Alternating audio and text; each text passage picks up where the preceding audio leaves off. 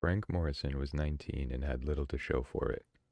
He'd stopped attending school after being kicked out of the basketball team for shoving a referee into the stands. Yet Frank was a man of potential, who could light up a room despite his bleak childhood. At 6 years old, he'd been taken away from Calgary to start a circuit of foster homes. No matter how many times he'd lashed out, threw tantrums, and got into fights, they'd keep moving him to new, unfamiliar houses. His last move had been 3 years prior when his last foster dad, Clive Andrews, had picked him up from the adoption center. They'd been on the road for 7 hours before reaching a small bungalow in Ormond. It would be the longest time they'd spent together. Clive was too busy trading checks from family services for drinks at the bar.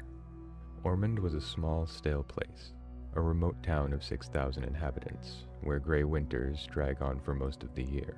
Frank did everything he could to get into another adoptive family, but he changed his mind when he caught the attention of Julie, a beautiful girl who was convinced that she deserved better than a life in Ormond.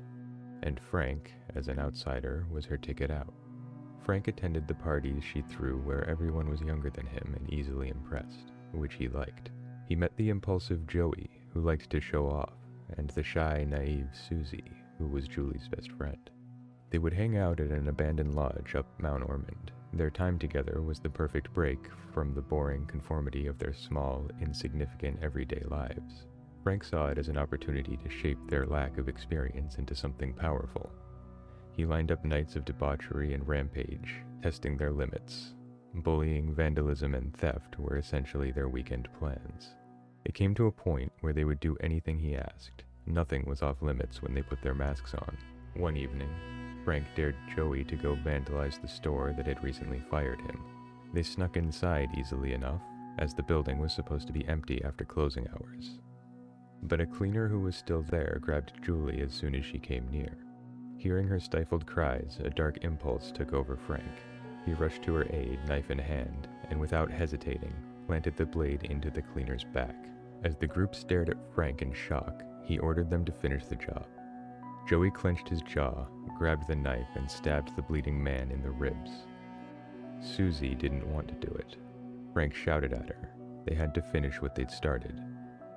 Julie closed her eyes and slid the knife into the man's chest. She handed the wet blade to Susie. They were all in this together now. Susie stared at Julie in disbelief as Frank grabbed her trembling hands and inserted the knife deep into the man's throat. Frank told them to move fast. They mopped the blood off the floor, stashed the body in the trunk of Joey's car, and drove up Mount Ormond. All four were digging in the muddy snow to dispose of the body when Frank spotted something moving through the woods. He grabbed his knife and broke from the group to check it out. The fog thickening around Frank became so dense that he soon could no longer see ahead. He retraced his steps and stumbled into an ominous trail. He followed the eerie path, as if called by the darkness. Julie, Susie, and Joey finished digging, but Frank was nowhere to be seen. Julie spotted his muddy footprints in the snow, and the three of them followed the trail, which took them deeper into the woods. When Julie, Susie, and Joey did not return home that night, their parents thought they'd run away with Frank. Each family came up with a different theory. The mood in the town changed, however, when a body was found by an abandoned lodge up Mount Ormond.